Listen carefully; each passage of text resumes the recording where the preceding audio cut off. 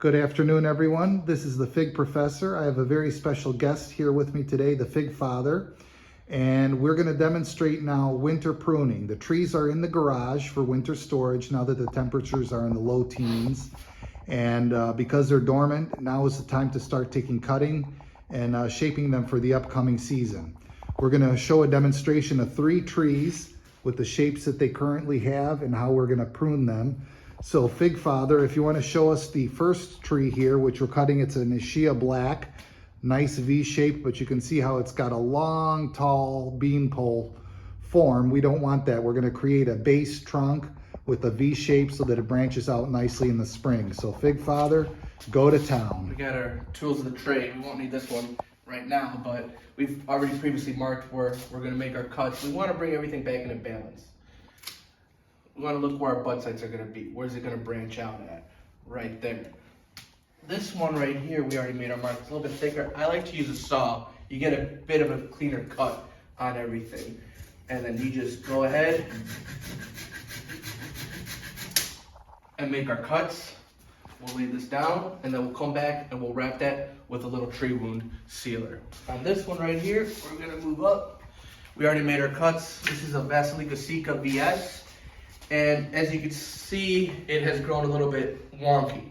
We got arms that go down and everything, but we have eyes that are going to give us nice upward shoots.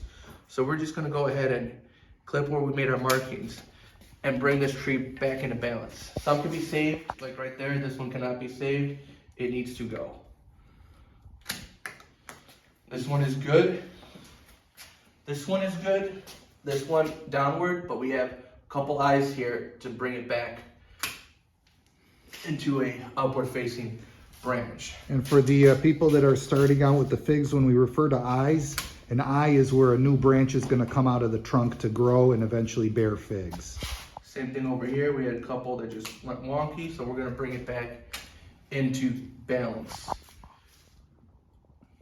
It may look aggressive, but look at the trunk on this bad boy. Good roots, healthy tree. This thing will come back like no one's business. And then these are great for cuttings if you want to root cuttings or graft onto another variety. And by doing this type of pruning, it's an excellent maintenance, because what it does is it allows you to continue to form the shape of the tree as it grows. It provides air circulation by removing unwanted limbs that would take up sunlight and space. So there we go. You saw the before, here's the after. And now here we have a third fig. This is the Black Madeira KK. And again, it's more of a whip-like shape, but we're gonna go ahead and cut it back so that we create a nice base form to it. We wanna try and keep as many atypical buds as possible to keep the tree in a hormonal balance. Sometimes you're able to do that, sometimes you're not. On this one right here, sadly we are not. We have lower branches that are gonna grow into the other branches that need to be removed in order to maintain shape. And then also for aesthetic purposes and being able to stack these and put them out so where they're not shading each other out. But we have a lot of branching over here that'll take place once the tree wakes up, and it'll push all those buds. So this may seem aggressive, but I promise you, you're gonna get a ton of new growth, and that new growth is gonna give you a lot of main crop fruit, which we all know that Braver is great because it's early, but main crop is where it's at. There we go. So that was the pruning for 3 different trees, all potted. And again, these are going to remain in the garage for the remainder of the winter. And then when the weather warms up in the spring, they're going to go back out.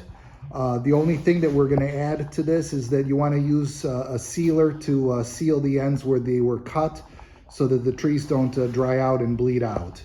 Other than that, that's how easy it is to prune. And you then have cuttings to create new fig trees that you can put in soil. And if you have a warm window with the south exposure or grow lights, you can have duplicate, triplicate, or however many trees you'd like to make. So again, this is the Fig Professor, and thank you for watching. You all have a good day.